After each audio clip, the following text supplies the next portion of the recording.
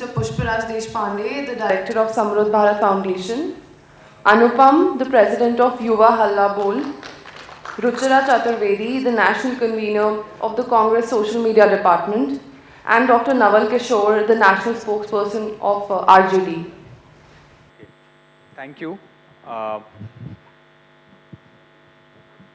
for introducing us, and of course, for the audience who has taken the time to be here. We are hoping that some more people will come. We lost a lot of people post-lunch. I think they went back for the siestas, and we're hoping that they'll be back by 4:30. But, the whole day that every panel that we've heard so far, we've been hearing that the economy is in grave crisis. It's spiraling down. Just broadly capturing the first 5-6 headlines to sum up what's happened, which will sort of lay the framework for what we are discussing here. Unemployment is at a 50-year high, consumption is at a 40-year low, and naturally, concurrent to that, incomes have stagnated, or fallen in fact. Wage growth, which was actually rising between 2012 from 2006 to 2012, is actually been declining now. Household debt per annum has increased from 34,000 to 56,000. And families are actually foregoing expenditure on essential commodities and not luxury items. They are foregoing expenditure on essential commodities just to make do for higher fuel prices and food inflation, which was actually at a historic 30-year high in July last year. Now, this is broadly what has happened so far. It's been happening since the pandemic. And of course, we recognize that the pandemic in that sense exacerbated an already downward economic spiral. Yet, there's a huge mismatch between India's economic and social reality. And I mean, I missed one point, but the social aspect, the social impact of what's happening in society on the economy needs to be encapsulated here. Just the other day, we found reports of the economic boycott of Muslim-owned businesses. The atmosphere in the polity is vitiated, and investors, I mean, record number of foreign investors have pulled out. I think, about 35 or 37,000 high net individuals have also migrated out of India. There is this general atmosphere of fear, yet there is a huge disparity between our economic and social reality on one hand and our political reality on the other hand. The last 5 elections, every panel before this has in some sense skirted around this issue, tried to address this issue in vain. But the fundamental question before us is, this panel, I will try to make sure that this is not about the economy. It's not an esoteric reiteration of facts that we're already aware of. But why is it that despite this acute economic distress, acute social distress, the political outcomes are not changing? And it's easy to say, and I know there are people who have made these arguments in the past, brainwashed hai youth, voter खराब है, उनको पता नहीं है क्या चाहिए, नहीं हिंदू मुस्लिम ही होता है देश में, ये देश backward ही है. I don't think, it is this very public that voted governments in and out of power before 2014. It is this same public which is voting for people now. Something has fundamentally changed, and I think we are not understanding what has happened. Now, in that context, I'm going to first ask Ruchira. Broadly, I'm going to ask just the format, some ground rules. I'm going to ask each of our speakers to speak for introductory remarks for about 2-3 minutes each. And then, rather than have sort of a monologue from one end, we're going to have an interactive session. I keep cutting in if it becomes too lengthy for anyone. And we'll try to keep some room for question answers in the end. So, Ruchira, I want you to briefly talk about, brief 2-3 minutes about what you think about why is it that there is this disconnect between our socio-economic reality and our political reality. And of course, sorry, Hindi and English both are fine. Good afternoon, everyone. I don't think there's any denying the fact that there is an acute unemployment crisis. It's happening, and since we are a young nation, the youth tend to, bear the brunt of it. And the situation, it's not like it's happened in a year or two, it's been so before the pandemic also. Not just in terms of like people are not getting jobs, but also, you know, about the skills, people being employable also. We have seen the kind of protests and the frustration and anger of the youth. What happened with the railway recruitment also. There are a few thousand vacancies and crores of people are applying for that. They're having to do that. So there are no jobs. There is also the problem of employability, which is happening. Uh, as to why that is not probably translating into votes or the political reality so-called is not changing, uh, there is no obvious answer to that. I mean, I'm not sure if there is an obvious answer. It's something which requires a deeper dive for us to understand, because I think it's a combination of factors and probably what is happening state by state also. But I would just like to point out, and this is not to, I mean, what you said about blaming the voters, definitely not. What voters are doing, I mean, in a democracy, what they do is the, I mean, that's the final thing. But what is definitely happening, and this is based on the feedback that we have received, I mean, I lead the social media for the Congress. A lot of feedback that we have been receiving, a lot of anecdote, I mean, it's all anecdotal, but what is happening is that there is what you said about Muslim vendors in Karnataka, it is happening across states. A lot of hatred and, you know, divisiveness, it is being sown in the minds of the people. Whether it is through social media, we have recently seen what's being done through Facebook, how Facebook is allowing that to happen. It is happening through media, a lot of media institutions which are pliable. It is also happening through the leaders of the ruling party who are also indulging in a discourse which, you know, makes the other the enemy. They are doing that, and when you do that on a 24/7 basis through propaganda, it plays with the minds of the people, the young and the old. A lot of emotionally charged content, especially what happens on social media, a lot of fake news, deliberate fake news, a lot of lies which are being spread. So that definitely has an impact that also diverts people from the issues. It's not to say that unemployment is not an issue or inflation is not an issue. It is an issue, but there is a systematic attack on the minds to divert this. The other thing is that I would like to point out is that these people also, I mean, it has been said that the unemployed, you know, especially the youth, it is a ticking time bomb.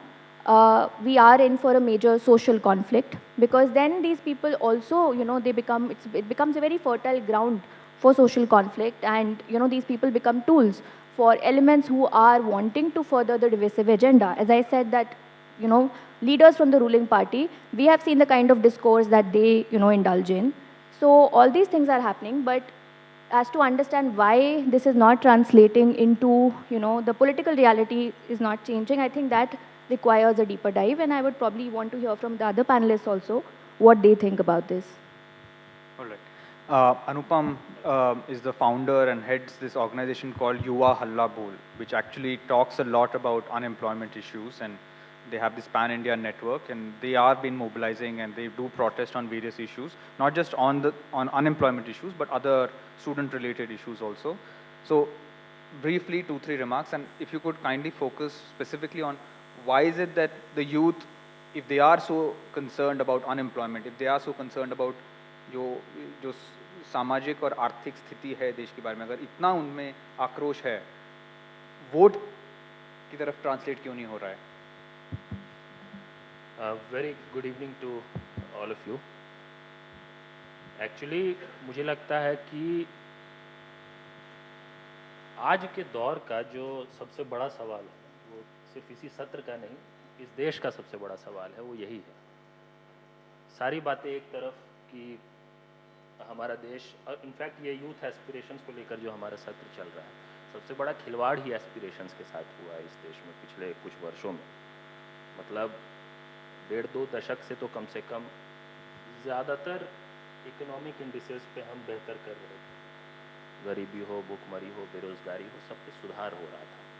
और उसके बाद एक ऐसे तुगलक को चुन लिया हमने जिसने ठीक ठाक चलती गाड़ी की टायर पे गोली मार के कह दिया कि बोल्ड डिसीजंस हम लेते हैं. और आंकड़े अलग, रियल लाइफ स्टोरीज अलग लोगों की. सड़कों पे मैनिफेस्टेशन भी दिख रहा है, ऐसा नहीं है कि लोग गुस्से में नहीं दिख रहे हैं, सब कुछ हो रहा है, लेकिन उसका डिस्कनेक्ट इलेक्टोरल आउटकम के साथ क्यों? अब मेरा मानना है कि असल में इसको समझने के लिए जो समझने की ज़रूरत है, देखिए दो तरह के पॉलिटिकल बैटल ग्राउंड्स हैं ब्रॉडली स्पीकिंग. एक गवर्नमेंट आज के समय में है जो पूरी मेजॉरिटेरियनिज्म के आधार पे अपनी राजनीति करती है। उनका एक तरह का पॉलिटिकल बैटल ग्राउंड है जहाँ पे वो कंफर्टेबल फील करते हैं, जिस रणभूमि में रहना, उसमें उस बास्केट में कई सारे इश्यूज हैं जो हर वक्त आते रहते हैं हमारे सामने एक एक करके। कभी हिजाब आ जाए, कभी लव जिहाद आ जाए, कभी कश्मीर आ जाए, कभी राम मंदिर आ जाए, कभी काशी मथुरा शुरू हो जाए, कभी अफगानिस्तान आ जाए। ये एक तरह के इश्यूज हैं, वो मेजॉरिटेरियनिज्म के लिए जो उनका पॉलिटिकल बैटल ग्राउंड है। और एक दूसरा पॉलिटिकल बैटल ग्राउंड है जहाँ पे कि वो उस बास्केट में वो इश्यूज हैं जो हमारे आपके लाइफ को सीधे तौर पे इम्पैक्ट करते हैं। महंगाई, गरीबी, भूखमरी, बेरोजगारी, ऐसे मुद्दे। आज के दौर में ना जो रियल बैटल है, मतलब इस बैटल ग्राउंड पे जीत तय है कि किसकी होनी है। आप मॉरल आर्गुमेंट से उनको हरा सकते हैं, ये साबित कर सकते हैं कि वो कॉन्स्टिट्यूशनली गलत है, बट पॉलिटिकली वो पहले से तय है कि कौन जीतने वाला है इस बैटल ग्राउंड। और जो दूसरा बैटल ग्राउंड है वहाँ पे भी मेरे हिसाब से पहले से तय है कि वो नहीं जीत सकते। अब चैलेंज क्या है समझिए। So the real battle today is to shift the battle ground for people like us. लेकिन हमारे सामने एक बहुत ही धांसू कैंपेनर है, लेट अस इसको मानना पड़ेगा। जितना झूठ बोले, जितने अनैतिक हो, सारी चीज़ें हैं, लेकिन मेरे हिसाब से इंडिपेंडेंट इंडिया का सबसे बड़ा कैंपेनर है जो 24/7 इंटू 365 कैंपेन मोड में रहता है। और जो उनको टक्कर देने वाले लोग हैं वो इलेक्शन कैंपेन्स डिज़ाइन करते हैं 3 महीने, 4 महीने, 5 महीने के लिए। और वो अपने अच्छे इलेक्शन कैंपेन को, अपने पॉलिटिकल कैडर को मोबिलाइज कर देते हैं, और रोड शो अच्छा दिख रहा है, रैली अच्छी दिख रही है, और फिर खुश हो जाते हैं कि हमने तो मतलब माहौल बना दिया। अब इन पॉलिटिकल प्रोग्राम्स में वो आ रहा है जो पॉलिटिकल लोग हैं, जो कि 2-3% से ज़्यादा नहीं होगा, और मुझे लगता है 95-96% ऐसे लोग होंगे जो किसी रोड शो में, रैली में नहीं जाते हैं लेकिन वोट देते हैं। और वो जो कैंपेनर के अगेंस्ट हम हैं इस समय, उसने अपने कैंपेन को आत्मनिर्भर मोड पे पहुंचा दिया है। मतलब वो खुद चल रहा है कैंपेन। उससे लड़ने वाले लोगों को बहुत कुछ मेहनत करना पड़ता है, डिज़ाइन करना पड़ता है, प्लान करना पड़ता है, एजेंडा बनाना पड़ता है। हाँ। और उनका जो पूरा कैंपेन है वो अभी भी चल रहा है। कहने को मतलब कि चुनाव खत्म हुए उत्तर प्रदेश के, लेकिन ऐसा नहीं है कि उनका कैंपेन रुक गया है। उस बैटल ग्राउंड वाला कैंपेन वो कश्मीर फाइल से कभी चल रहा है। वो लोग जो खुद को ये पॉलिटिकल मानते हैं वो भी उस कैंपेन में पार्टिसिपेट कर रहे हैं। आज का चैलेंज ये है कि क्या हमारे पास ऐसे लोग हैं जो, देखिए, हम नेताओं को बदल सकते हैं, सरकारों को बदल सकते हैं, जो देश की जनता है उसको नहीं बदल सकते हैं। या तो आप उनको अपने कैंपेन में पार्टिसिपेट कराइए जो आपके इस पॉलिटिकल बैटल ग्राउंड का कैंपेन है, नहीं तो वो उनको अपने कैंपेन में पार्टिसिपेट करा ले जाएगा। मासेस की आइडियोलॉजी नहीं होती है, लीडर्स की होती है। हम लोग जब अनएम्प्लॉयमेंट के खिलाफ कैंपेन करते, अभी 2 महीने पहले रेलवे के प्रोटेस्ट हुए, आरआरबी, एनटीपीसी, ग्रुप डी का बहुत मेजर प्रोटेस्ट हुआ। बिहार के कई शहरों में, इलाहाबाद में भी, सभी जगहों पे हुआ। कई ऐसे मौके आते हैं जब वो जो एंगस्ट आपको, वो जो सिमरिंग एंगर है वो दिखता है सड़कों पे। उत्तर प्रदेश में शिक्षक भर्ती को लेकर दिखता है, अलग अलग रूप से दिखता है। वो इकोनॉमिक डिस्ट्रेस का ही मैनिफेस्टेशन है, दिखता सरकारी भर्तियों के रूप में है, क्योंकि और कोई उस तरह का फिजिकली आप उसको मैनिफेस्ट नहीं कर सकते हैं बाकी इकोनॉमिक डिस्ट्रेस को उस ढंग से, तो सरकारी भर्तियों में दिखता है। ये वही लोग हैं जो उस कैंपेनर के काशी मथुरा बाकी है वाले कैंपेन में भी पार्टिसिपेट करते हैं, जो बेरोजगारी वाले कैंपेन में उस दिन पार्टिसिपेट करते हैं जब हम में क्षमता होती है हम उस कैंपेन को उस स्तर तक पहुंचा सके। तो ये समझने की जरूरत है। मेरे हिसाब से इस वक्त जो लोग नरेंद्र मोदी की पॉलिटिक्स को देखकर चिंतित है, मेरे जैसे लोग, और जो आज हो रहा है डेमोक्रेटिक इंस्टीट्यूशंस के साथ, सोशल फैब्रिक के साथ, इकोनॉमी के साथ, उसको लेकर चिंतित है, उनमें और बड़ा कैंपेनर होना और उसको चैलेंज करने में एक और वो बात है। देखिए, एक तो कम्युनिकेटर हमको चाहिए जिसकी रीच और जिसके पास रिसोर्स उस तरह का हो जो लोगों तक बात पहुंचा सके, और उस कम्युनिकेटर की क्रेडिबिलिटी चाहिए, उस स्टोरी टेलर की वो क्रेडिबिलिटी चाहिए जिसके जरिए हम वो कैंपेन बिल्ड कर सके। सस्टेन्ड कैंपेन, 4 महीने का इलेक्शन कैंपेन नहीं। ये नहीं कि 4.5 साल तक अखिलेश जी कहीं नहीं दिखेंगे और 6 महीने में वो एज्यूम करेंगे कि इनसे दुखी लोग कहाँ जाएंगे, वो तो हमारे पास आएंगे। एक ये बात। दूसरी एक और बात, मैं थोड़ा समय ले रहा हूँ, सॉरी, लेकिन देखिए मैं अभी भी मेरा बेस जनरली मेरे गांव में होता है, और मैं गांव देहात और जो लोग जिनसे मैं जुड़ा रहता हूँ सुनते रहता हूँ उनकी बात। एक बात जो हमको एक्नॉलेज करना चाहिए, अगर हम सही में इनसे लड़ना चाहते हैं और जीतना चाहते हैं, तो बीजेपी ने एक बड़े वर्ग को ये समझा दिया है कि नरेंद्र मोदी आज भी सिस्टम से लड़ रहा है। ये बड़ा आयरॉनिकल है। मतलब एक आदमी जो सिस्टम को सबसे ज़्यादा पर्सोनिफाई करता है, वो कभी ऑपोजिशन में नहीं रहा जो, और वो लड़ उनसे रहा है जो कभी खान मार्केट गैंग के होते हैं, जो कोई लॉयर्स है, कोई जर्नलिस्ट है, वो सिस्टम को वो लोग रिप्रेजेंट कर रहे हैं। वो अपने प्रोपेगेंडा मशीनरी के ये लोग कर रहे हो, अलग अलग तरीकों से कर रहे हो, वो झूठ हो जो हो, लेकिन अगर हमको ये बैटल जीतना है तो ये पता होना चाहिए कि हम किस चीज़ से एंगेज कर रहे हैं, किस चीज़ से लड़ना है।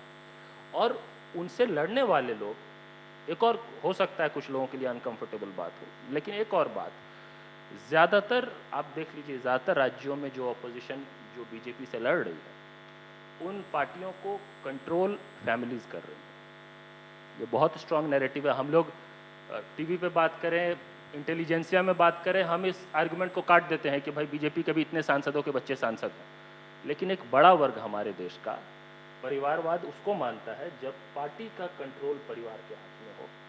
सांसद के बच्चे सांसद है, वो ऐसा परिवारवाद नहीं है।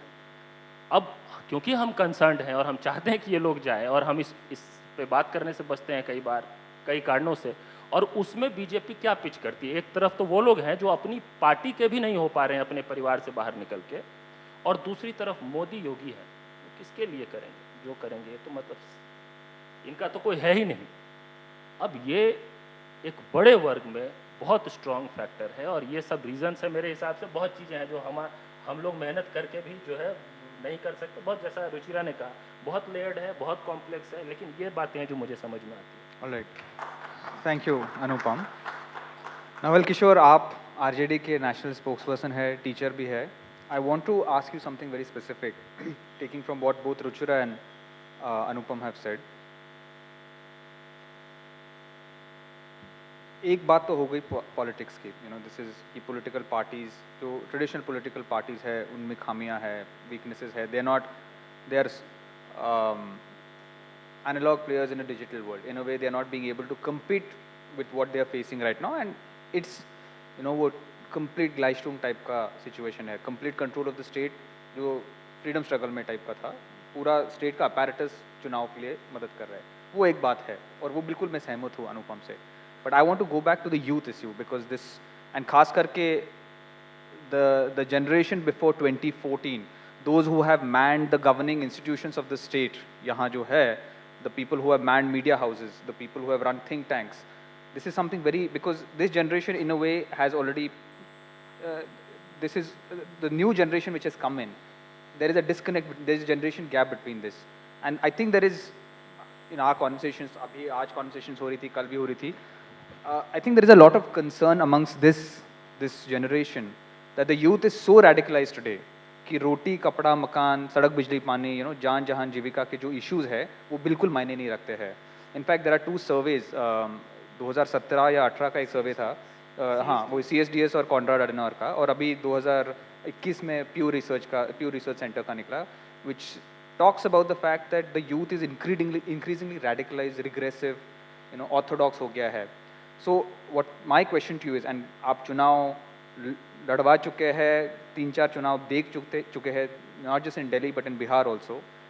Do you feel that the youth has completely become brainwashed, radicalized, and there is absolutely no hope on one hand, and that these other issues, roti kapda makan, development issues, जो विकास के मुद्दे हैं, जो generally ये संवैधानिक questions है, institutional capture की बात, यह देखने की ज़रूरत है कि 2014 से पहले का यूथ और 2014 के पहले का यूथ करीब करीब बराबर ही समय का होगा, कि उसके पहले 10 साल और उसके बाद करीब करीब 8 साल, इसमें क्या खास परिवर्तन आए हैं, मौलिक परिवर्तन क्या आए हैं। और यहाँ पर हमें लगता है कि JNU के स्टालवर्ट भी बैठे हुए हैं प्रोफेसर के रूप में, और मैंने काम भी किया है तीनमूर्ति में, जब मैं डायरेक्टर थी मैं, तो राजधानी कॉलेज में हम लोगों ने उस पर काम भी किया है, जिसमें ये दिखाने का भी प्रयास किया था कि जो पत्र लिखे थे नेहरू जी ने इंदू जी को, उस लेटर का यूथ में क्या महत्व है और कैसे उसको देखते हैं। तो मैं सिर्फ ये बताना चाहता हूँ कि जब हम कंपेयर करते हैं दोनों स्टेज के, तो 1998 में जब मैं दिल्ली यूनिवर्सिटी में पढ़ाने का निर्णय किया, जब मैं मात्र 25 साल का था, कह सकते हैं कि यूथ एज में था, तो मुझे लगता था कि दिल्ली विश्वविद्यालय में पढ़ाने का मतलब है कि दुनिया का सबसे अच्छा काम है, इससे बड़ा काम कोई नहीं हो सकता है, इससे बड़ी प्रतिष्ठा कहीं नहीं मिल सकती है। पैसा जरूर कम है, ये भी हमें मालूम था, लेकिन प्रतिष्ठा, हिम्मत और अपनी बात कहने की जो ताकत है, वो इससे बड़ी जगह कहीं भी नहीं मिल सकती है। नौकरी एक नौकरी होता है, ये नौकरी नहीं, लेकिन आजीवन यूथ के साथ रहने का एक मौका है। नौकरी के साथ साथ इस ध्येय के साथ या इस उद्देश्य के साथ हम लोग उस समय आए थे, और हमने करीब करीब 10-15 साल तक ये अनुभव भी किया। दिल्ली यूनिवर्सिटी के स्टूडेंट यूनियन से तो मैं नहीं जुड़ा, लेकिन दिल्ली यूनिवर्सिटी टीचर एसोसिएशन से मैं जुड़ा हूँ, और 2 चुनाव भी लड़ा और इंडिपेंडेंटली रहा। मैं किसी पार्टी के साथ उस समय नहीं जुड़ा था, और एकेडमिक काउंसिल का इंडिपेंडेंट किसी मुद्दे पे हमारी अपने ऑर्गेनाइजेशन से झगड़ा हुआ और इंडिपेंडेंट लड़ने का प्रयास किया, और 2010 में जो 26 लोग एकेडमिक काउंसिल में चुने जाते हैं इंडिपेंडेंटली, मैंने 12वां स्थान उसमें लाया। लेकिन उस समय का खास बात ये था कि हम लोग 80 कॉलेज में जाकर 10-15 टीचर जो हम समझते थे, टीचर से बात किया और उसके आधार पे लोगों को समझाकर अपने पक्ष में वोट हासिल किया। The people they are ready to listen to us and they were ready to believe. जब 2 लोग DUTA में 10-15 साल से रह रहे हैं, काम कर रहे हैं, वो भी गलत हो सकते हैं। वो जो नए बच्चे हैं जिनको यूनियन ने कहा कि तुम अभी अभी आए हो, तुम्हारी पॉलिटिकल समझ क्या है, तुम कैसे इन विषय पे बात कर सकते हो, तो उन मुद्दों पे लोगों ने सुना और हमें मौका भी दिया, और हम लोगों ने बहुत हद तक कुछ काम भी किया उसमें। वो अवसर अभी नहीं है अभी। और उस समय ये भी कहा जाता था, 10 साल तक अनुभव के आधार पर जो पूरा प्रचलित धारणा थी कि JNU के स्टूडेंट और दिल्ली यूनिवर्सिटी के टीचर्स जब संघ में काम करते हैं, एसोसिएशन में काम करते हैं, तो सरकार को झुका कर मानते हैं, और उसके कई सारे उदाहरण हैं। DUTA ने बहुत अच्छे काम किए हैं। टीचर के सर्विस कंडीशन को 1980 के दशक से लेकर 90 और 2000 में हम लोगों ने बहुत सारे चीज़ देखे हैं। उसी का रिजल्ट है कि आज कॉलेजेस में भी प्रोफेसरशिप आई है, और एक बहुत बड़ा परिवर्तन है जिसके साथ हम लोग आए थे। आज वो चीज़ देखने को नहीं मिलता है। अभी कल हमारा एक आंदोलन था, धरना था जंतर मंतर पे, और मैं उस MP का नाम नहीं लूँगा क्योंकि वो ठीक नहीं होगा, लेकिन सत्ताधारी दल से वो हैं, और उनको मंच दिया दिल्ली यूनिवर्सिटी टीचर्स ने, टीचर्स के जो अध्यक्ष हैं, और फर्स्ट 3 स्टेटमेंट, ओपनिंग लाइंस, जो वो कहते हैं कि भारत माता की जय 2 बार, और कहते हैं कि अरे भारत माता की जय इतने कम आवाज़ में बोलोगे तो नौकरी कौन देगा तुम्हें, बोलो भारत माता की जय। 2-3 बार और बुलवाए। कुछ लोग जो नहीं बोले थे वो भी सोचे कि भाई नौकरी का सवाल है, समायोजन पे लाए हैं, 15-20 साल से अडॉक की नौकरी कर रहे हैं, 2 बार भारत माता की जय बोलेंगे तो हो सकता है ये खुश हो जाए और अपने लोगों को जाकर बोले कि नौकरी देनी चाहिए। और उसके साथ साथ जो सबसे खतरनाक शब्द उन्होंने बोले वहाँ से, एक रिप्रेजेंटेटिव MP का, member of parliament is the highest body, इसमें कोई डाउट नहीं है। जो लोग वहाँ से जाते हैं बेशक कम पढ़े लिखे हों, बेशक उनका कोई उस तरह का अनुभव नहीं हो, लेकिन हम मानते हैं कि हमारे रिप्रेजेंटेटिव हैं और हमारे लिए सबसे अच्छा सोच रखते हैं। वो कहते हैं क्यों नहीं बोल रहे हो, कश्मीरी हो क्या, क्यों नहीं बोल रहे हो, कम्युनिस्ट हो क्या। मैं इस तरह की बात जब वो कहते हैं, और उससे भी खतरनाक बात है कि दिल्ली यूनिवर्सिटी जैसे इंस्टीट्यूशन के लोग, शिक्षक कुछ नहीं बोलते हैं, इंक्लूडिंग डूटा प्रेसिडेंट। ये सिंपल था, ये चेंज था। 2014 के पहले ऐसा नहीं हो सकता था। हमने देखा है कि उस समय भी नेताओं को शिक्षक समुदाय के सामने बोलते हुए अगर कोई खराब बात बोल गया तो उसको कॉलेज में से भी हुड आउट करके लोग भगा देते थे कि you are not fit to speak here. लेकिन यहाँ पर नहीं हुआ। तो ये परिवर्तन आप एक देख सकते हैं। दूसरा परिवर्तन जो हम महसूस करते हैं कि अगर आप दिल्ली यूनिवर्सिटी के स्टूडेंट को देखें जो पहले भी नॉन पॉलिटिकल थे, केवल चुनाव लड़ना ही उनका उद्देश्य होता था और वही कारण था कि वो यूनियन में आते थे। बहुत सारा उदाहरण है उसके, लेकिन JNU में ऐसा नहीं था।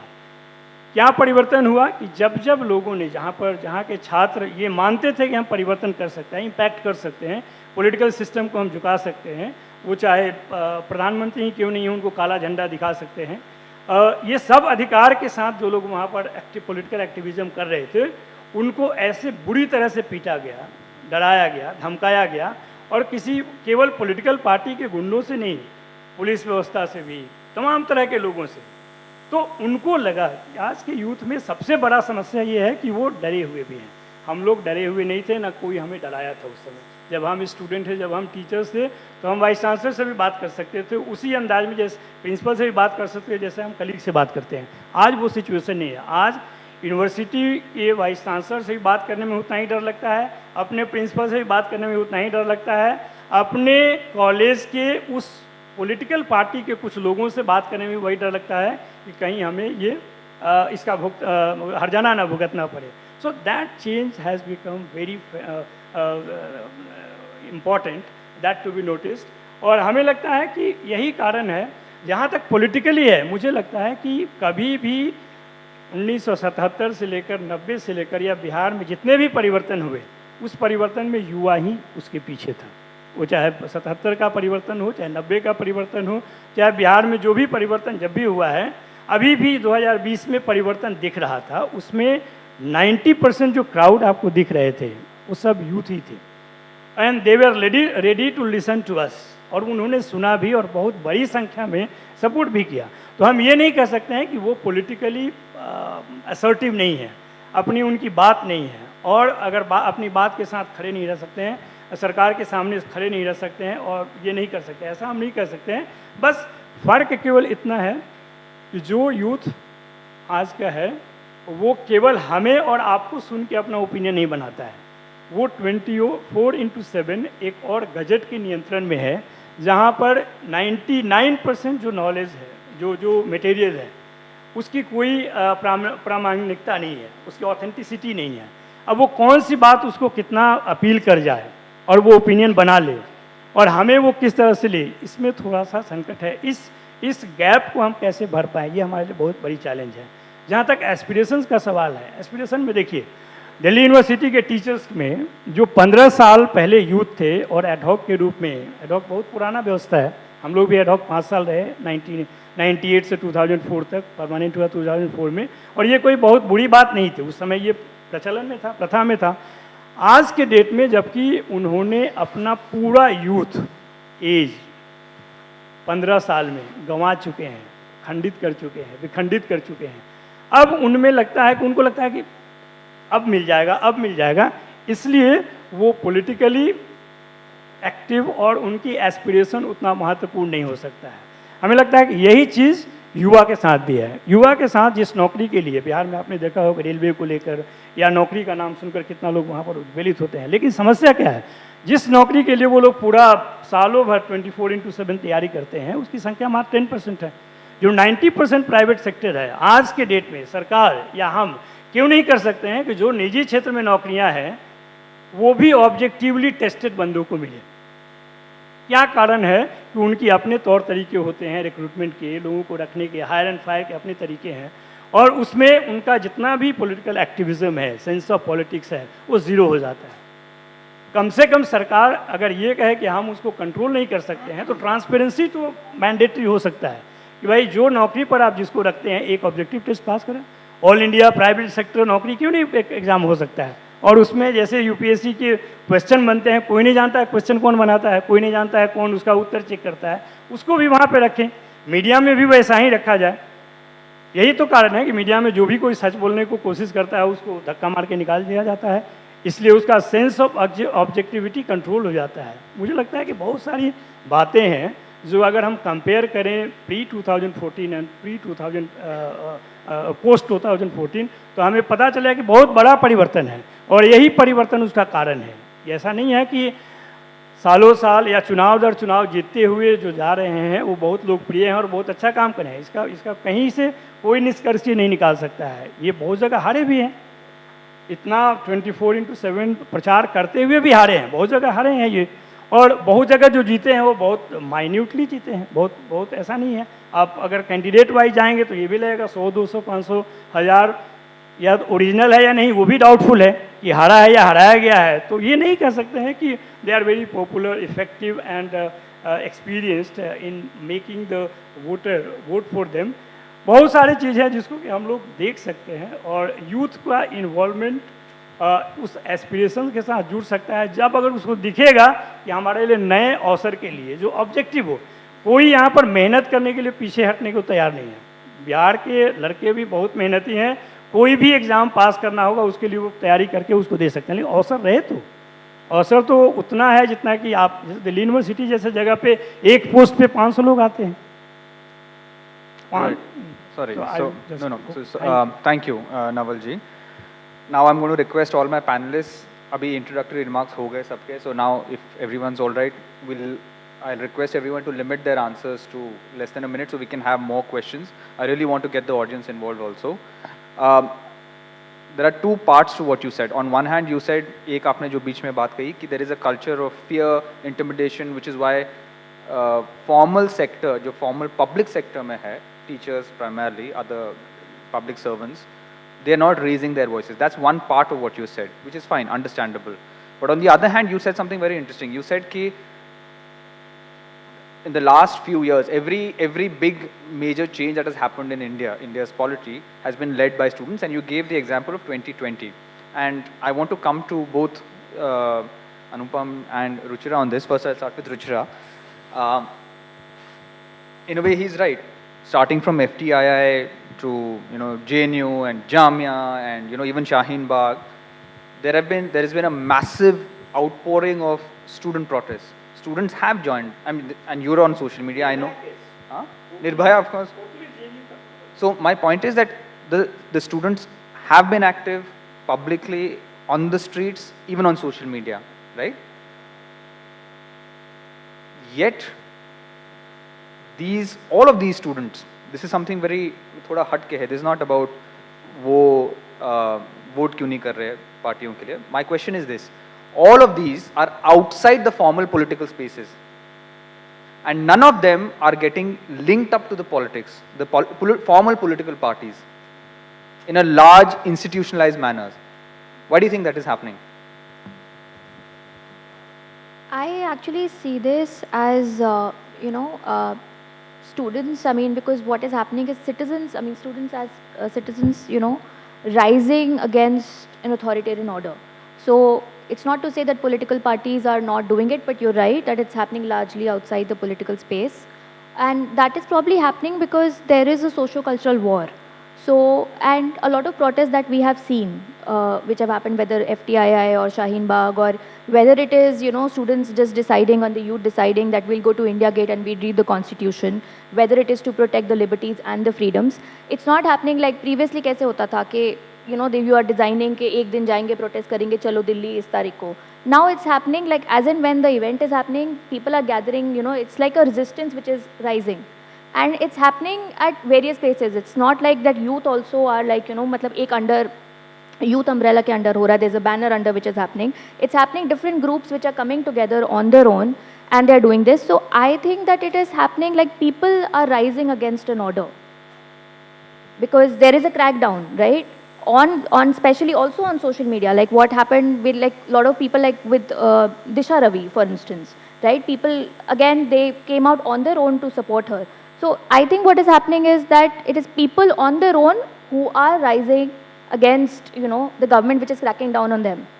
Fair enough. I take your point, Ruchira, but I mean, you've answered one part of the question and sort of built on what I said even further. But you've not answered the second part. Why is it they're not getting linked up to the political systems? And this is the challenge. I mean, इतना सब dynamism है. सब लोग बाहर आ रहे हैं, सब लोग कर रहे हैं, Naturally, I mean, in a way, this answers some of the questions that the more eminent people here have been talking about. That are the youth even affected? Do the youth even care about what is happening? So in a way, this does answer their point, their question that youth को लग रहा है, गुस्सा है, they are concerned about what is happening in the country, they wanting to do something, they're willing to do something. But this doesn't answer कि parties में घुस क्यों नहीं पा रहे, parties उनको ले क्यों नहीं रहे हैं. I don't think that is, I mean, what you're saying is correct largely, but there are people like, for instance, in the Congress party, I mean, and I'm sure for other parties also, the youth, we have seen that they have also organized themselves. What happened during, let's say, the COVID second wave also, we had, as our youth in the party, whether it is the youth wing or people on their own, they organized, they connected with others, and they created these groups. So it's not to say that political parties are not doing it. Maybe they're not doing it under, maybe it is not happening under a political umbrella, but it's happening. I mean, youth definitely are doing it, whether it is within the political parties or outside the political parties. All right. Maybe as a representative of the political party, this might be unfair to ask you this it might put you on a spot. But Anupam, let me redirect the same question to you. ऐसे क्यों है कि political parties ये जो जन आक्रोश है, युवा आक्रोश है, इन लोगों को क्यों नहीं ले पा रहे हैं? पहली बात. और दूसरी बात, why are parties not being able to drive this change? This is a fundamental question. I mean, if political parties are not doing politics, अगर youth को politics करनी पड़ रही है, तो there is something seriously wrong. मतलब unfortunate है आज के समय में, लेकिन मुझे लगता है हुआ क्या है ना कि जो कई पब्लिक मूवमेंट्स हों, पब्लिक प्रोटेस्ट्स हों, एक माहौल बना दिया गया है कि वो तब तक ही पब्लिक मूवमेंट है जब तक कोई पॉलिटिकल पार्टी इन्वॉल्व नहीं है. मतलब बड़ा अजीब है ये.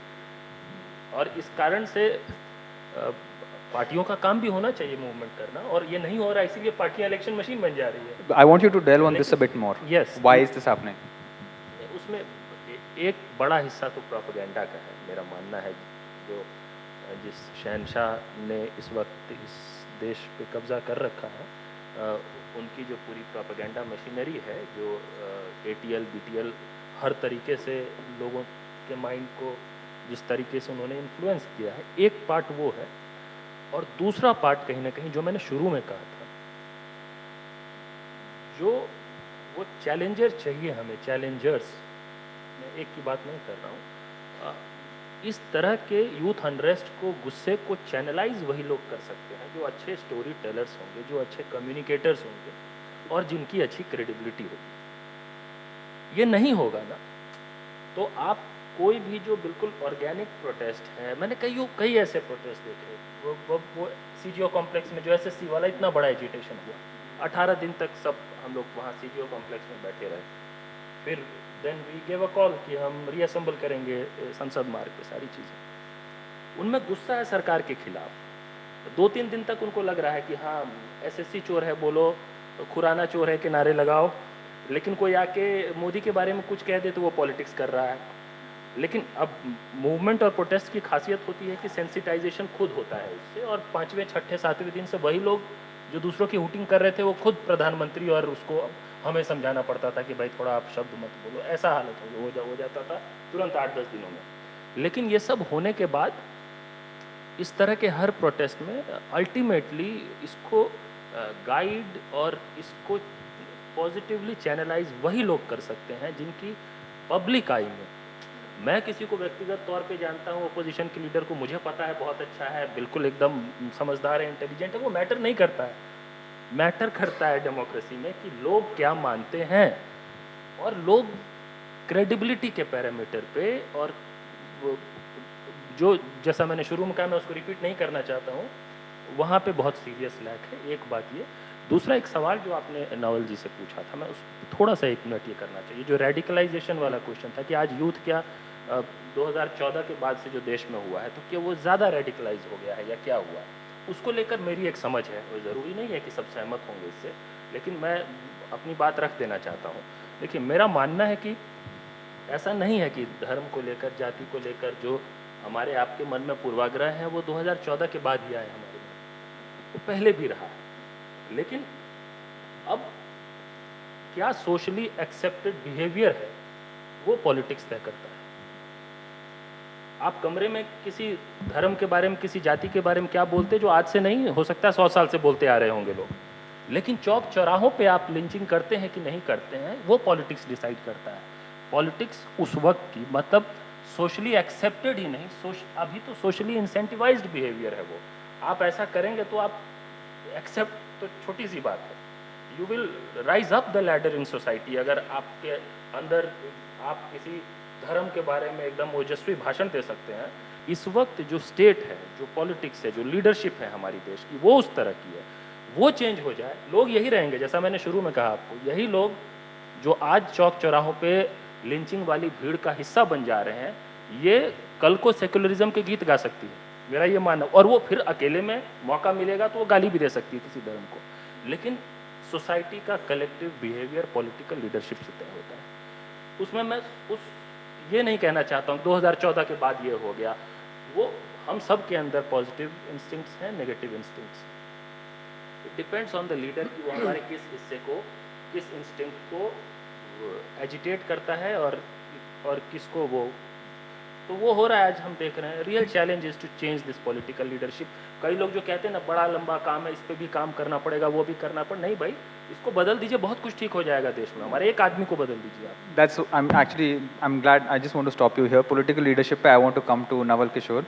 I know you're slightly embarrassed about this, but my question to you is that, based on what Anupam said, is the current political leadership, and I don't mean just your party, and I know that Tejasvi does work a lot with the youth. There has been a lot of, we know that there has been a lot of work he's been doing over the last 2 years. But is the current leadership and overall not understanding the needs, aspirations of the youth on one hand? दूसरी बात, are they not addressing the normative, cultural issues जो framework अनुपम पहले कह रहे थे, the goalpost has shifted this side rightwards, वो उसके ऊपर नहीं कर पा रहे हैं? And taking from these 2 points, do they not represent the youth anymore? देखिए, पहली बात तो ये है, And ये पार्टी spokesperson से हट के, बिल्कुल, मैं स्पोक्स पर्सन के रूप में हूँ भी, बोल भी नहीं रहा हूँ जरूर, लेकिन बोल नहीं रहा। जो हमने अनुभव किया है वही बोल रहे हैं, और पार्टी के साथ भी डायरेक्टली जो एसोसिएशन है 2015 से, उसके बाद और उसके पहले की स्थिति बता सकते हैं कि जैसे देखिए यूथ का इंटरेक्शन मेरे पार्टी में और बाकियों की पार्टी में सब जगह है, लेकिन जो समझ एक बनती है जो आजकल के यूथ में है कि अगर अच्छा बोलते हैं तो हम अच्छा नेता हैं, ये उनकी समझ है। जो अच्छा बोलते हैं उनको लगता है कि हम अच्छा नेता भी हैं, ये सच नहीं है मेरे अनुसार और पार्टी के अनुसार। पार्टी के लिए सबसे महत्वपूर्ण ये है कि पार्टी के अपने जो कार्यक्रम है, अपने जो वैचारिक उनकी दृष्टिकोण है, अपने जो संगठन के जो अनुशासन है, उसके अंतर्गत रहकर आप क्या कर सकते हैं नंबर, तभी वो पार्टी बढ़ेगी। अन्यथा व्यक्ति बढ़ेगा, पार्टी वहीं की वहीं रह जाएगी। ये पार्टी की समझ है, और जो पार्टी ये नहीं समझती है वो कभी भी पीछे रहेगी। हमारी पार्टी ने तय किया और उसका नतीजा ये हुआ कि सबसे पहले बिहार में जो संगठन है उसमें हमने आरक्षण की बात की। तो सबसे पहले हम अपनी पार्टी में आरक्षण का आधार पे जिला अध्यक्ष से लेकर जितने भी ऑफिस बेरर हैं, आप देख सकते हैं उसको on the basis of roster system, जो 20 साल से एक तरह से चले आ रहे थे, उनको तेजस्वी ने चेंज किया, जो लोगों ने काफ़ी अप्रिशिएट किया, उससे अट्रैक्शन किया। एक चीज़। दूसरी बात यह है कि जब यूथ की हम बात करते हैं तो यूथ पहले सेवा करने के लिए तैयार है। जिस पार्टी में जा रहा है वो एक दिन ओल्ड है, 1 डे ओल्ड है, he is just 1 day old to a party. How can he bypass 1,000-year-old person in a party who is also popular? Not that he is less popular than him. तो ये सोच के साथ जो youth interact करना चाहता है party में, उसको डिस्करेज हर पार्टी को करना चाहिए। वो इसलिए करना चाहिए कि यहाँ पे आता है तो कहता है हमें फ्रंट लेवल का सीट चाहिए, वही बीजेपी में जाता है तो दरी बिछाने के लिए तैयार है। Look at the same youth, same leader. हमारे यहाँ एमपी था तो कहता था कि हमें मंत्री नहीं बनाया आपने, बेशक की राज्यसभा दिया, लोकसभा दिया, विधान परिषद दिया, विधानसभा दिया, सब दिया, लेकिन आपने मंत्री नहीं बनाया, इसलिए आपके पार्टी में नहीं रहेंगे। वहाँ गया, मंत्री बनाया, मंत्री से हटा भी दिया। दूसरे इलेक्शन में बोला कि हमारे बेटा को टिकट दो, तो बोला कि अपने रहो या बेटा को रहो। ये सब सुन के वहाँ पर हैं आराम से, लेकिन एक पार्टी में आपका जो एटीट्यूड है वो अलग है और वहाँ पे अलग है। फिर वहाँ पे फियर फैक्टर, यहाँ पे उनको लगता है कि ऐसी आचरण दिखाएंगे तो हमें बीजेपी में जाने का रास्ता मिला। मैंने हाल फिलहाल में आपका मैम आर्टिकल पढ़ा जिसमें आपने बोला भी है कि इस तरफ से उस तरफ कितने एमपी और एमएलए गए हैं, उसकी संख्या 200 से ज़्यादा। वो क्यों गए? जिन्होंने यहाँ पढ़ा है क्यों? क्योंकि उनकी अपनी एस्पिरेशंस थी और वो कम्प्लीटली व्यक्तिगत एस्पिरेशन थी, पार्टी एस्पिरेशंस नहीं। They did not wanted party to go ahead, they wanted themself to go ahead. यहाँ पे जब हम यूथ की बात करते हैं, हमारे यहाँ यूथ की कमी नहीं है। What is your one big idea? Quickly from each one of you.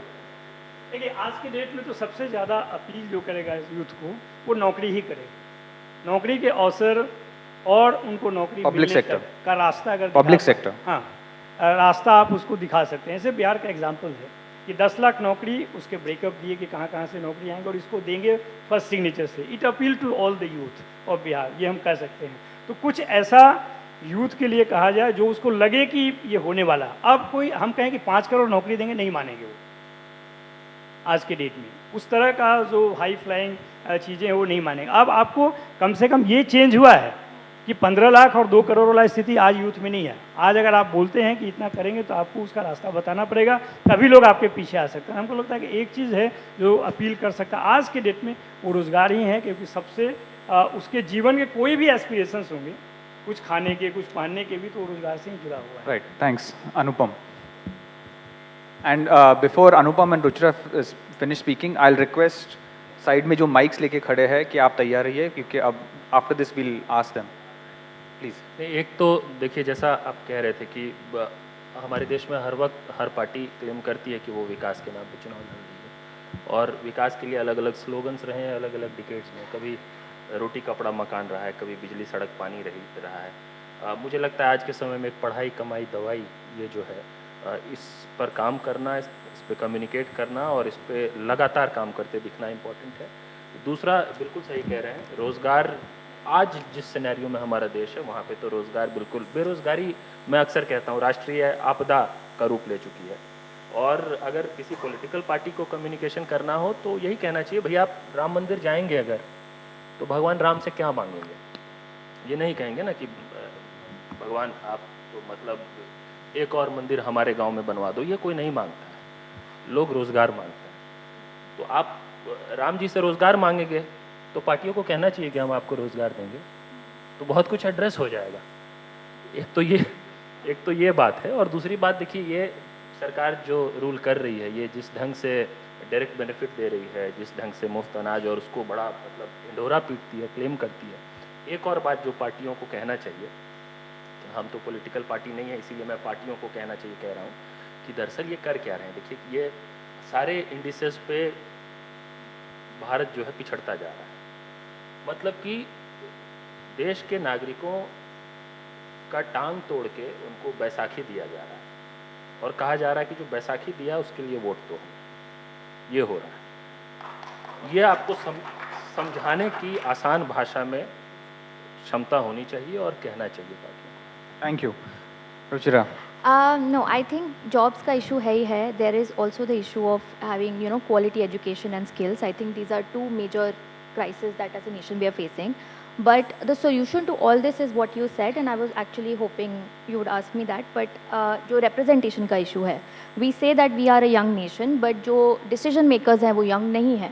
So obviously there is a disconnect. So I think one of the things which needs to be done within political parties and across, like whether it's government also, different setups, you need to have more youth in decision making positions, because they are the ones, I mean, and again I'm saying this from experience, they are the ones जो आके बताते हैं कि ये issue है and this is the solution to it in a more creative, in a more innovative manner. So I think it's very important, and I would totally push for it, having majority of the youth in the decision making positions so that they can bring about the change, whether it is jobs को देना है, coming up with ideas for that, whether it is about education and whether it is about skills or upskilling. So having more youth in the decision making positions. Okay, so jobs, political power. Fair enough. Greater representation for the youth. So let's hope that this recording, which we are going to send to Rahul ji and Tejasvi ji, changes your political fortunes. Very good, very good. Now we're going. Now I'm going to stop pontificating here. I want to throw the floor open to the audience. There are two questions here. Well, oh God, this is too many questions. इस तरफ mic नहीं है अभी? Sorry. Yeah, Professor Mehrotra. मेरा सवाल अनुपम से है।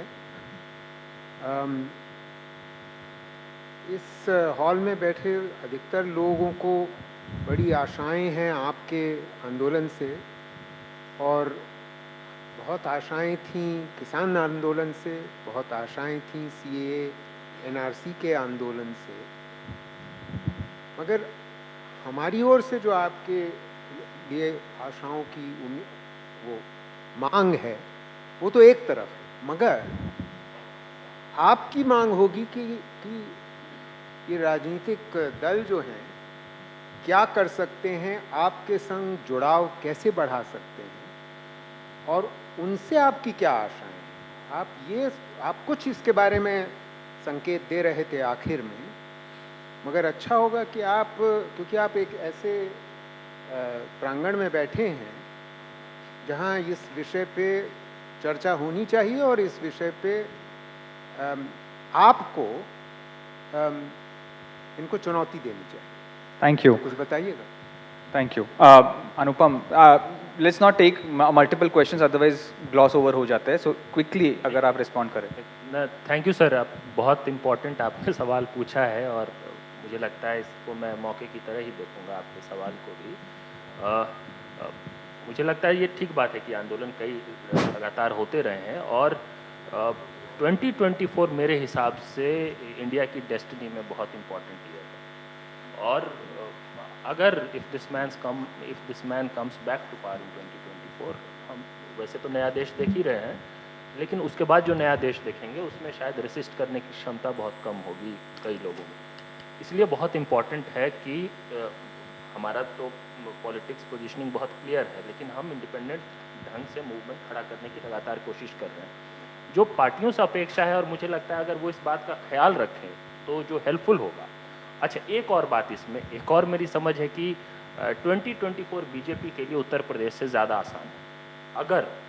अगर इस देश में अगले साल 1.5 साल में कोई सस्टेन्ड यूथ मूवमेंट खड़ा नहीं हुआ तो कोई बेस्ट पॉसिबल अलायंस भी जो होगा ना, वो भी मोदी नहीं तो कौन में फंस जाएगा, क्योंकि पार्टी के नेता मोदी नहीं तो कौन में अपने नेता का जवाब देना चाहते हैं, और वो सही जवाब है नहीं। प्रॉब्लम यहाँ पे, और ये सवाल फर्जी है एक्चुअली, मोदी नहीं तो कौन वाला, तो ये बात कोई कहता नहीं है।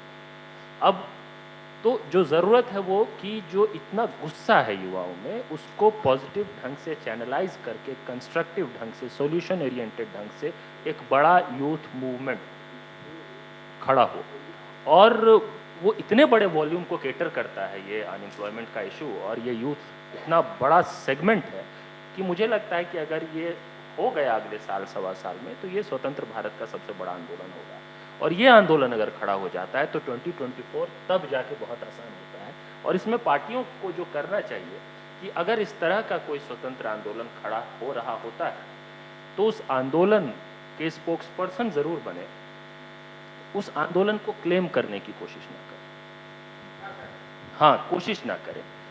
जो भी सपोर्ट हो सकता है इस तरह के इन मूवमेंट्स को, देखिए 2014 से पहले बीजेपी को एक बात बहुत अच्छे से पता थी कि ये जो अन्ना आंदोलन चल रहा है, यहाँ से सबको गालियाँ दी जा रही है, लेकिन we being the primary opposition will be the principal beneficiary.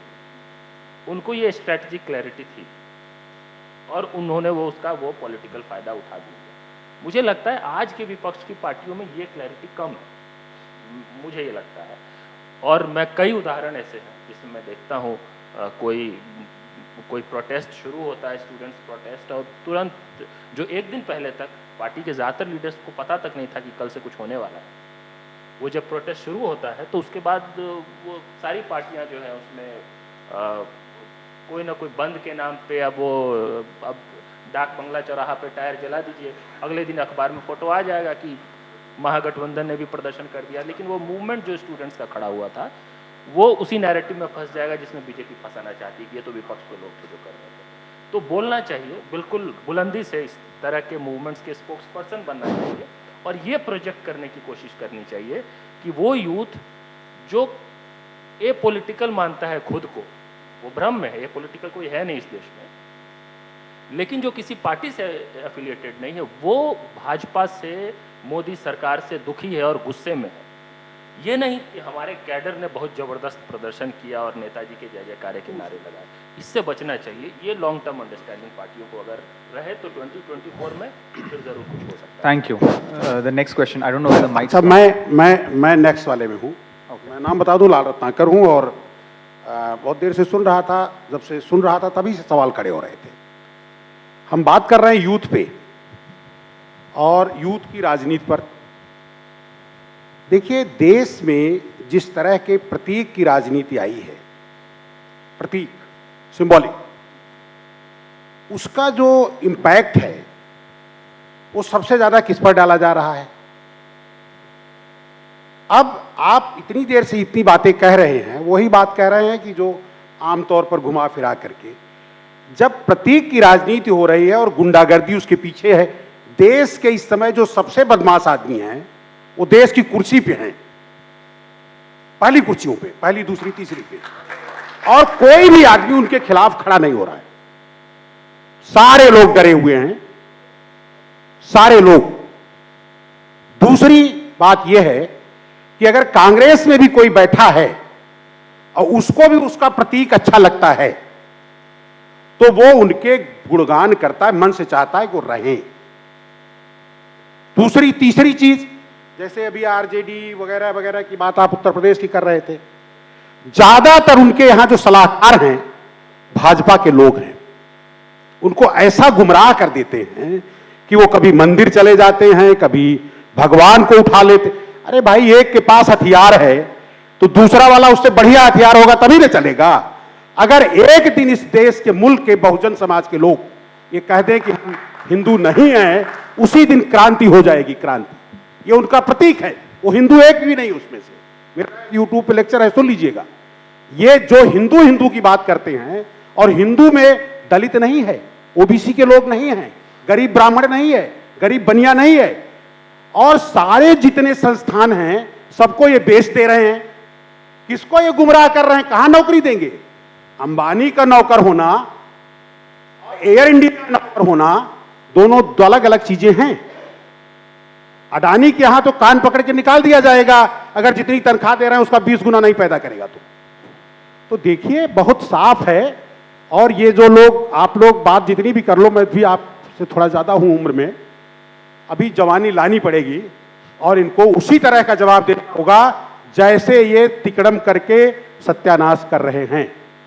अभी किसानों ने इनके साथ अकड़ दिखाई, जमीन पे आ गए। मैंने कई पॉइंट लिखे थे और वो एक एक पढ़ देता हूं उसमें। डॉक्टर, एक मिनट, मैं जानता हूं कि सवाल के लिए इतना लंबा स्पेस नहीं होता, लेकिन सवाल में अगर सवाल ही नहीं आएगा तो आप जवाब क्या देंगे? शिक्षा, स्वास्थ्य, आमदनी, कैसी शिक्षा आप दे रहे हैं? कैसा स्वास्थ्य आपका है? और जो प्रधानमंत्री स्वास्थ्य योजना है वो किस आदमी? सारे अस्पतालों की हालत खराब है। पिछले दिनों आपने देखा था कोरोना में क्या हुआ था। इसके बाद आमदनी भी इन्हीं चीजों से आनी थी जब ये सब चीजें चलती।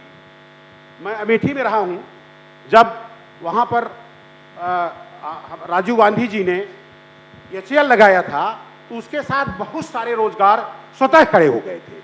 और जानते हैं, उसकी वजह से वहां की जो प्रति व्यक्ति आमदनी थी वो बढ़ गई, एकाएक बढ़ गई जब बड़ी चीजें वहां गई, जगदीशपुर, अमेठी वगैरह वगैरह। इनके पास कोई ऐसा प्रोजेक्ट है कहीं?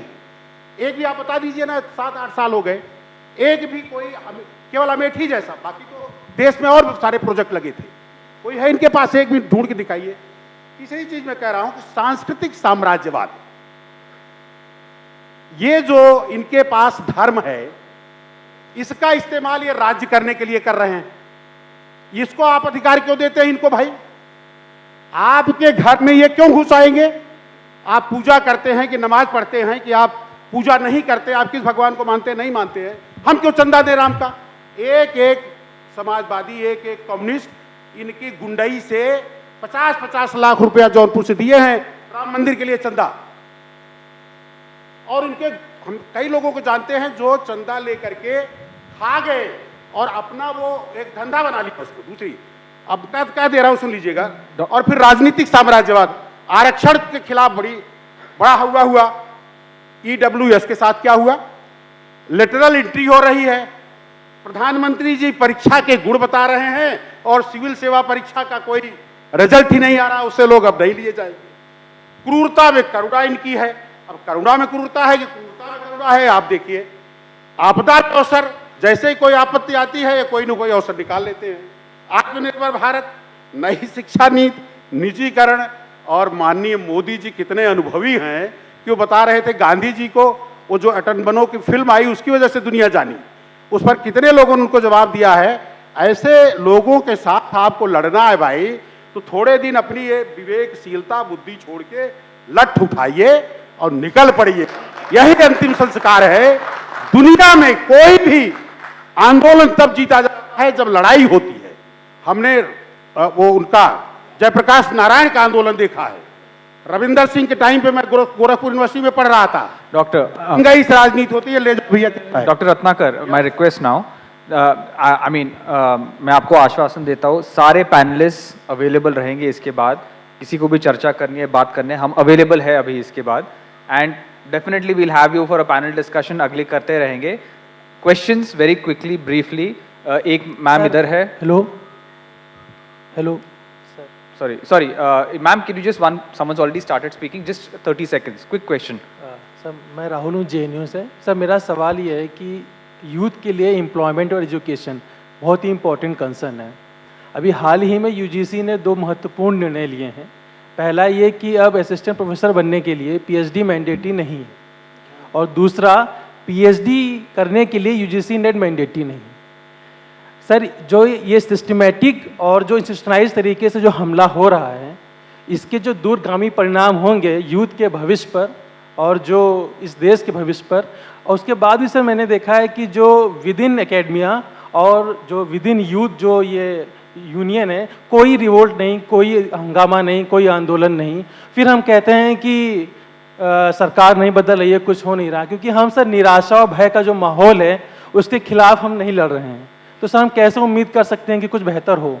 इतने तो महत्वपूर्ण निर्णय आए हैं और कोई भी आंदोलन नहीं हुआ। ये सबसे अच्छा मौका था एक आंदोलन करने का और एक जो सोए हुए हुक्मरानों को जगाने का कि हम भी अभी जिंदा हैं।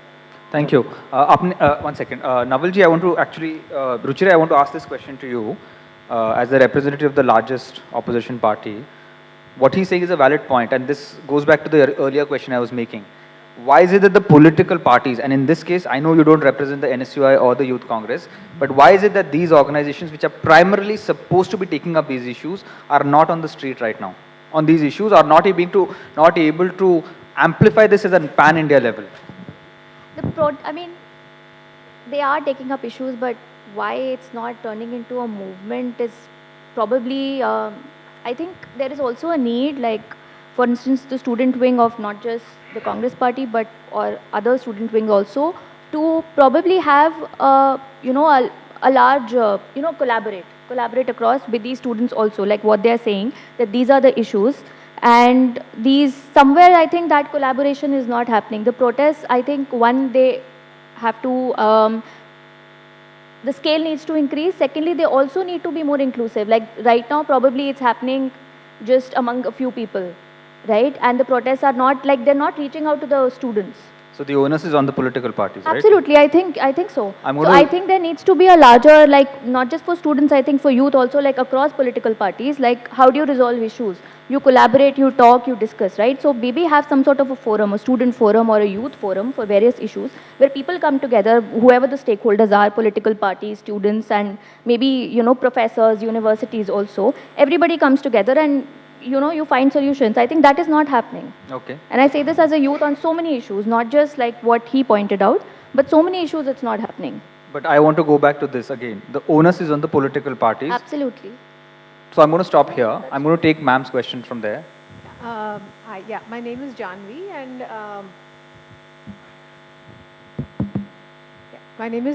and I want to ask a question कि जो हम युवा की बात करते हैं वो भी एक यूनिफॉर्म नहीं है, और you have a whole bunch of people जो आज सुबह का पैनल था वो उस तबके के एस्पिरेशंस के साथ आते हैं कि हमको प्राइवेट में नौकरी चाहिए क्योंकि वो मेरिट से है।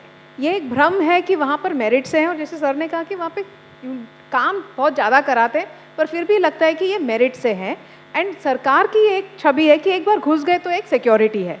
I think we need to recognise कि ये दो अलग किस्म के वर्ग है विद इन इवन युवा, और क्या पॉलिटिकल पार्टीज़ इसको समझ रहे हैं? बिकॉज मैंने जितना युवाओं के साथ काम किया है उन लोगों का ये कहना है कि देख लेते हैं when they're coming from the upper middle class organization, जो पे हायर सेकेंडरी से ज़्यादा पढ़े हैं, और जो अभी सेकेंड जनरेशन लर्नर्स हैं, दे आर ये जॉब्स की मारामारी के लिए हैं, and the quality of jobs जो आज सुबह बात हो रही थी बिल्कुल भी उनके लिए अवेलेबल नहीं है।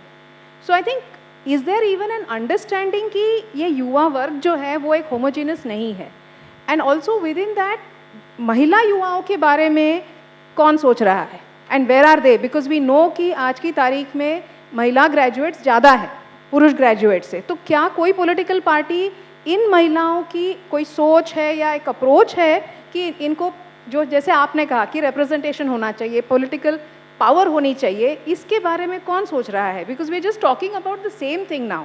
मुझे लगता है कि ये जो बैशिंग भी हम कर रहे हैं ना, वो नैरेटिव हम नहीं चेंज कर पा रहे हैं unless and until we listen to what is specifically and the nuances क्या है। सो आई जस्ट वांट टू नो कि आपके जो अनुभव है ऑफ इंटरेक्टिंग विथ यूथ, क्योंकि आज आप यूथ पैनल पे हैं, तो क्या आपको ये अलग दिखाई दे रहा है और उनकी वॉइस क्या है? Thank you. Navalji, I want you to respond to that, but before that, I want to take one part of this question right now, which is what she was asking about the earlier part of the question. So if you could briefly answer that, then I want to quickly come to Ruchira. देखिए जिस युवा की आप बात कर रहे हैं, आप सही बोल रहे हैं कि युवाओं की संरचना अलग अलग है, और आपने भी जो बात कही कि किसी इश्यूज़ को आप पॉलिटिकल पार्टी ने क्यों नहीं टेकअप किया। देखिए पहले का जो ट्रेडिशन था 2014 का, कि अगर कॉलेज से रिलेटेड कोई भी इश्यूज़ है, पुस्तकालय का हो, वॉशरूम का हो, क्लासरूम का हो, कैंपस का हो, तो student union of the college unit, वहाँ पे यूनिवर्सिटी के यूनिट को भी हम नहीं घुसने देते थे, क्योंकि ये मेरा मतलब निजी क्षेत्र है। मतलब एक कॉलेज के जो स्टूडेंट है वो उसको रिजॉल्व करते थे, जो यूनिवर्सिटी का मामला था उसको यूनिवर्सिटी के स्टूडेंट रिजॉल्व करते थे, जो पीएचडी का था, जो रिसर्च ऑर्गेनाइजेशन थे, रिसर्च स्कॉलर का जो विंग था, वो अपना इशू टेकअप करता था। वो किसी पॉलिटिकल पार्टी का इंतजार नहीं करता था कि पॉलिटिकल पार्टी आकर बोले कि पीएचडी होना चाहिए या नहीं होना चाहिए। उसके लिए वो स्वयं खड़ा होते थे वहाँ पर और उनका मैटर रिजॉल्व होता था। आज के डेट में हो क्या गया है कि किसी भी इशूज़ के लिए कोई भी सेक्शन ऑफ द सोसाइटी जिसका मांग पूरा नहीं होता है वो केवल पॉलिटिकल पार्टी की तरफ देखता है। मैं आपको एक उदाहरण बस बहुत ब्रीफली देकर अब बताता हूँ। दिल्ली यूनिवर्सिटी में टीचर्स जो एडहॉक हैं वो पिछले 15 साल से हैं। हर एक मेजर पॉलिटिकल पार्टी शासन में रही है पिछले 10-15 साल से, बीजेपी कांग्रेस दोनों रही है। दोनों के बहुत स्ट्रॉन्ग यूनिट दिल्ली यूनिवर्सिटी में हैं, बीजेपी के भी हैं, कांग्रेस के भी हैं, लेफ्ट के भी हैं, सारे ऑर्गेनाइजेशन हैं और वो बहुत अच्छे तरीके से टेकअप किए हैं। 15 साल में ये केस क्यों नहीं रिजॉल्व हुआ? कल भी जो धारणा था कि जो लोग 10-15 साल से पढ़ा रहे हैं उनकी नौकरी होनी चाहिए, और आज के डेट में मांगने वाला भी और देने वाला भी एक ही पॉलिटिकल पार्टी के पास है। लेकिन मैं दावे के साथ कह सकता हूँ कि ये 2024 तक इनको नौकरी नहीं मिलेगी। जो इनकी मांग है कि जो पढ़ा रहे हैं उनको नौकरी मिलनी चाहिए, उन्हीं को नौकरी मिलनी चाहिए, वो नहीं मिलेगा, वो अनलेस कि वो खुद खड़ा नहीं होंगे। एक बार आया जिसमें कहा गया कि अब जो एडहॉक पे नौकरी कर रहे हैं उन ये पोस्ट ही ख़त्म कर दी गई, जो अमेंडमेंट यूजीसी के द्वारा ला गया। स्वतः स्फूर्त आंदोलन, 6,500 एडहॉक टीचर्स वाइस चांसलर के ऑफिस में घुसे, तोड़फोड़ किए, पूरा हाईजैक किए, एकेडमिक काउंसिल में घुस के बैठे 2 दिन, matter within 24 hour resolve हुआ। और तो मैं सिर्फ ये कहना चाहता हूँ कि जो विंग, जो सेक्शन अफेक्टेड है, जब तक वो खड़ा होकर अपनी बात को उतनी मजबूती से नहीं रखेगा, मैं दावे के साथ कह सकता हूँ कोई पॉलिटिकल पार्टी के पास कोई समाधान नहीं, इंक्लूडिंग बीजेपी, क्योंकि आज दिल्ली यूनिवर्सिटी टीचर एसोसिएशन को वही लीड कर रहे हैं और वो भी उनको नौकरी नहीं दिला सकते हैं जैसा कि दिख रहा है। Right, thanks. Sorry, so I want to split ma'am's question into the second part, which is to you. You know, if I'm not mistaken, in 2010, the Congress, I think Burari session or Talkatora, I can't remember, but I remember they amended the constitution in clause 6A in your party constitution, talks about representation. Subclause A is about representation for women, 33%, and clause B is 22% representation for SC, ST, OBCs. It's been 12 years since then. Nothing much has changed. I think they did make significant stride on in enhancing the representation for SC, ST, OBCs, but not so for women. For women, I mean, it has happened in like various departments have done that. So even like the Youth Congress, like the executive committee, they had like to ensure 33% reservation for women, and they did have that. Even various departments and cells, they have done that. But if you say like overall party, yes, it's less than. So my question, so my question here was actually related to youth.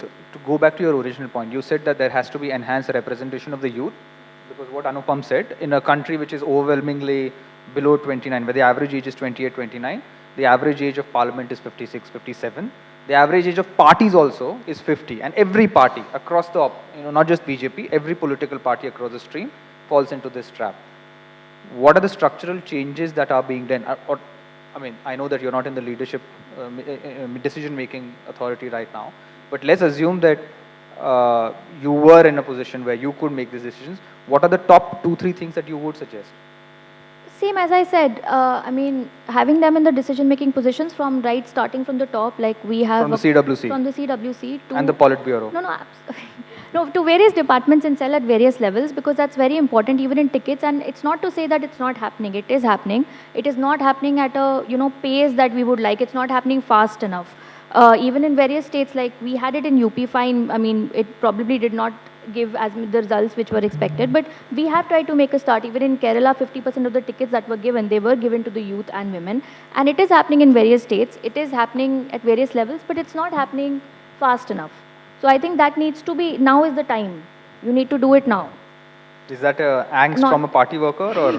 No, as a youth, and I think that, All I right. mean, that is echoed by all the youth across party lines. I saw there were a couple of hands raised. Ma'am, sorry, sir had either, and ma'am again after that. Is taraf we have Parpreet. All right. We have just about 10, 12 minutes more, so I'll have to wrap up after that, but quickly. Yeah. Firstly, Hone, thank you very much for the discussion that has happened so far. Having worked with the youth for most of our lives, one thing that stands out is that the youth is generally very idealistic, all right? And they fight for big ideals. Now, you raised a very good question when you said that there are do dharaएं हैं. There are two terrains. In one terrain, which we discussed the whole day today, the economy, unemployment, the public sector, the devastation that this government has brought about. We say, but then, yes, here in this terrain, we are on a stronger ground. But on the other terrain, which is hate, which is division, which is violence, which is a complete destruction of the vision of the idea of India. On that terrain, they are very strong. Now, my question to you is, as people who are working with the youth, and your past experience, you gave examples. When did the youth stand up? And when did they stand up for minor issues? Ki meri employment बढ़ जाए, मेरे को PhD जल्दी मिल जाए. Or did they stand up for the big issues? Even the biggest youth movements we've had, even if you take 77, the baby movement, it may have started with unemployment, with corruption, but it caught on primarily on the issue of democracy, on big issues. Now, but the question therefore is that why are the political parties not working on that other terrain where we are saying that it is because of the victory or the capture of that terrain that this regime is surviving? Why we are not attacking that terrain? That's just a minor point I want to make was that it is not a question, I don't agree with you there, that it is not a question of somebody being a very good orator. Gandhiji was a terrible orator. So that's not the issue. The issue is of taking up the issues on the street. Now, why are political parties not taking up the other terrain, which is what everybody says is that is the reason why this government is in power? Why are we not frontally taking up that terrain? Why are the political parties not taking that? So this is to Anupam, right? To Navalji and Anupam. Okay, so, all right. So let the party representatives answer the party part of this. But Anupam, pehle aap shuru kijiye. I mean, his question is just to briefly simplify this for everyone's sake, not that he wasn't very articulate about what he's saying. What you said in your first remarks, the goalpost has shifted. The framework is no longer about, the framework on which this government is operating is no longer development, vikas, economic issues, and every state election, even though there is economic distress, even though there is mass political distress, institutions have been captured, so on and so forth, it is not translating into political outcomes. In that sense, it's completely normative, cultural, ideological. And what sir is saying is this: if the goalpost has shifted, why is it that the political parties are not being able to respond to this? And in that sense, I'll turn to Navalji and Ruchira for this. But what about the youth? I want you to specifically focus on the youth as a whole. Why is it that the youth is the youth at all seized of this? And is it, what is its broad sense of this? तो in fact ये इस question के बहाने एक बहुत important linkage बनाया जा सकता है, मुझे लगता है कि जो एक, जैसा मैंने शुरू में कहा था, political battle grounds, political terrains की बात, अब जो यूथ है या जनरली जो सिटीजन्स हैं वो एजिटेट उन इश्यूज़ पे होते हैं जो का उन पर सीधा असर पड़ रहा होता है और लोकतंत्र को खतरा, कॉन्स्टिट्यूशन को दिक्कत, उसको लेकर सीधे तौर पे सामने से सड़क पे जनरली नहीं आते हैं। लेकिन जो यहाँ पे पॉलिटिक्स का और पॉलिटिकल लीडरशिप का रोल हो सकता है, जो मुझे लगता है, वो ये कि ये individual grievance, individual aspiration, economic issues, political terrain जिसकी मैं बात कर रहा हूँ, वो हो सकता है। लेकिन जिस दिन ये प्रोटेस्ट, ये मूवमेंट बड़ा रूप लेता है, तो उस दिन पूरी इंटेलिजेंसिया, पूरी मीडिया, पूरी दुनिया उसको ऑथोरिटेरियनिज्म के खिलाफ मूवमेंट बोल रही होगी। कोई नहीं कह रहा होगा कि ये बेरोजगारी के खिलाफ चल रहा है। एग्जाम्पल के लिए, मैं 2 महीने पहले की बात है, आरआरबी, एनटीपीसी, ग्रुप डी को लेकर प्रोटेस्ट हुए, जितने भी टीवी इंटरव्यूज हुए, जितनी भी डिबेट्स हुए, उस पर बातचीत हुई, सब में क्या बात हो रही थी? उसमें एनटीपीसी, ग्रुप डी किसी को नहीं समझ में आ रहा था और कोई समझने की जहमत भी नहीं उठाना चाहता था। लोग इकोनॉमी की बात कर रहे थे, अनएम्प्लॉयमेंट की बात कर रहे थे। और मुझे लगता है कि वो जो बड़े इश्यूज हैं, जो लार्जर कंसर्न्स हैं एक्चुअली हम लोगों के, हमारे भी, जो लोग पढ़ाई, कमाई, दवाई, एम्प्लॉयमेंट पे काम कर रहे हैं, इसलिए नहीं कि यही है सबसे बड़ा इशू। इस वक्त सबसे बड़ा थ्रेट तो जो डेमोक्रेटिक इंस्टीट्यूशंस के साथ हो रहा है, सोशल फैब्रिक के साथ हो रहा है, वो है। लेकिन उसको एड्रेस करने के लिए भी, उन बड़े इश्यूज को भी एड्रेस करने के लिए, ये इंडिविजुअल एस्पिरेशंस है जिसको टैप करने की ज़रूरत है। इंडिविजुअल ग्रीवेंस ये होगा, कलेक्टिवली उसको लोकतंत्र बचाने वाला आंदोलन कहा जाएगा, मुझे ये लगता है। तो यहाँ पे पॉलिटिकल पार्टीज का और यूथ का जो एक जो लिंकेज प्रोटेस्ट का हो सकता है, वैसे मुझे Thanks. Ruchira, as I actually take that as a very good suggestion, because you're right that we are doing, I mean, we are raising the issues. We are speaking on one aspect of it very strongly. But the other aspect, like I know internally we are having discussions on that and we need to do a lot more on that, but it's not being addressed in a manner which it should be. So I actually take that. No, so I want to sharpen this question for you.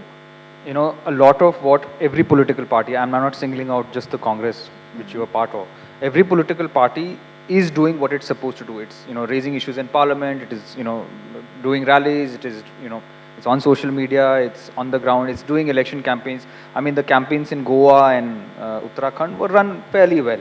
I mean, minor scuffles here and there, but in a way, elections are won way before they are started, correct? I mean,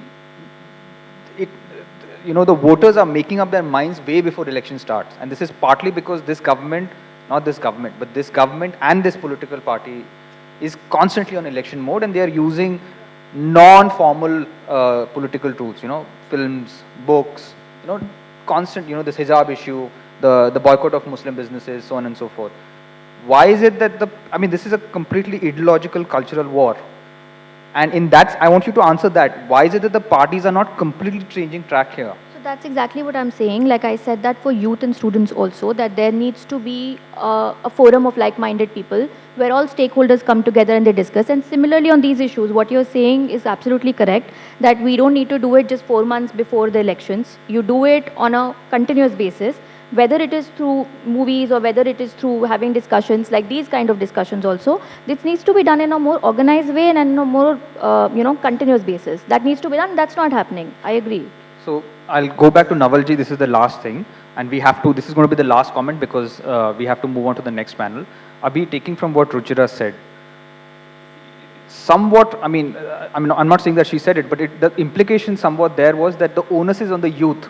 The youth will get up, the youth will do this, you know, the youth will organize itself. I want to ask you, you are part of the RJD, why are the opposition parties not taking the lead in giving the youth, and frankly speaking, let's be very clear about this, for people who have been softened by power, fighting this regime is not a life and death situation. They have been in power, they will come back to power. But for this generation who's come after 2014, that includes yourself in political parties, this is a completely new situation. All that you have seen is the RSS, all that you have seen is this behemoth that is the BJP. So for you, what is it the political parties are doing to give this, to pass on the baton to the people who really want to take up this battle? Because आग वहीं लगी है. नहीं, sir ने जो बात कही वो क्वेश्चन से ज़्यादा तो एजेंडा पॉलिटिकल पार्टी के लिए है या what is things to do, इसमें कोई डाउट नहीं है। जो आपने बात कहा वो करनी चाहिए। लेकिन सर सिचुएशन ये है आज के डेट में कि एक तरफ जब जो हमसे लड़ रहे हैं वो कौन है, अगर वो केवल बीजेपी होती और उसके खिलाफ में आरजेडी खड़ी होती तो ये लड़ाई बराबरी की होती। एक तरफ बीजेपी है, गवर्नमेंट है, उसके इंस्टीट्यूशंस हैं, सारे चुनाव कराने से लेकर उसको देखने से लेकर सारे संस्थाएं उनके साथ हैं। तो आप समझ सकते हैं कि किसी भी पॉलिटिकल पार्टी का, खासकर रीजनल पार्टी के लिमिटेशंस कितने हो सकते हैं, नंबर 1। नंबर 2, ऐसी बात नहीं है कि हम उनके खिलाफ में मुद्दों को उठा नहीं रहे हैं, ज़मीन पे जा नहीं रहे हैं। जितने स्तर पे हम उठा रहे हैं उसको कौन कौन सी चुनौतियां, उसको भी हमको समझना चाहिए कि उसको, पहली बात मीडिया उस स्तर से टेकअप नहीं करती है। बहुत बड़ा आंदोलन भी अगर होगा आरजेडी के द्वारा तो उसको सेकेंड पेज के थर्ड लाइन में कोई जगह मिलेगी। आरजेडी जानता है, आरजेडी के कार्यकर्ता जानते हैं, बिहार के लोग देखे हैं उसको, लेकिन पूरा देश में ये मैसेज जाएगा कि ऐसी कोई घटना नहीं हुई है। आप एक उदाहरण और है, जैसे थ्रू लेजिस्लेटिव असेंबली हमने कास्ट सेंसस के इशू को लगातार 2018 से लेकर टेकअप किया और उस दबाव में सरकार ने यूनानिमस डिसीजन लिए। उसी दबाव में आकर यहाँ पर मोदी सरकार से मिले भी और उसमें यह भी तय हुआ कि अगर सरकार नहीं कराएगी तो बिहार सरकार उसको कराएगी। इस पर भी निर्णय हो चुका था, लेकिन आज तक उसका नोटिफिकेशन नहीं हो रहा है, जबकि इस बात को सदन में भी उठाया जा रहा है, सड़क पे भी कई बार आंदोलन हुए। तो ऐसा नहीं कि आंदोलन हम नहीं कर रहे हैं और मुद्दों को उठा नहीं रहे हैं, वो चाहे नौकरी रोजगार का मामला हो, चाहे उनके गवर्नेंस का मामला हो। हमने पूरे जो 2005 बिहार के संदर्भ में 2005 से पहले और 5 के बाद जितने भी डेटा हो सकते थे, हमने उन डेटा को पब्लिक के सामने लाया और उसमें बहुत सारा विश्वास भी हासिल किया। लेकिन जो सरकार कहती है, झूठ भी बोलती है, उसको फ्रंट पेज में जगह मिलता है और हम सच भी बोलते हैं तो थर्ड पेज में जगह मिलता है। ये हमारे लिए बहुत बड़ी समस्या है। ऐसा नहीं है, जैसे आप बिहार सरकार में आप देखें, सरकार और पक्ष और विपक्ष में फर्क कितना है, सिर्फ 12,000 मत का है, 12,000 वोट्स का है। तो ऐसा कोई बहुत बड़ा उनके पास है नहीं। तो मुझे लगता है कि यूथ तो हमारे साथ भी है और पॉलिटिक्स या कैंपेन हमारे पास भी है। एक चीज़ जो हम लैक कर रहे हैं, जिसको हम एक्सेप्ट करते हैं और उसमें कोई एक्सेप्ट करने में गुरेज नहीं है, कि जिस तरह का प्रोपेगेंडा वो कर सकते हैं, हमारे पास वो टूल्स मैकेनिज्म नहीं है कि उसके समकक्ष कोई काउंटर प्रोपेगेंडा खड़ी कर सके। जैसे वही बात हुआ ना कि आप अगर कोई बात कहते हैं कि आपने मारपीट करना छोड़ दिया है, हाँ बोलेंगे तभी फंसेंगे, ना बोलेंगे तभी फंसेंगे। Thank you.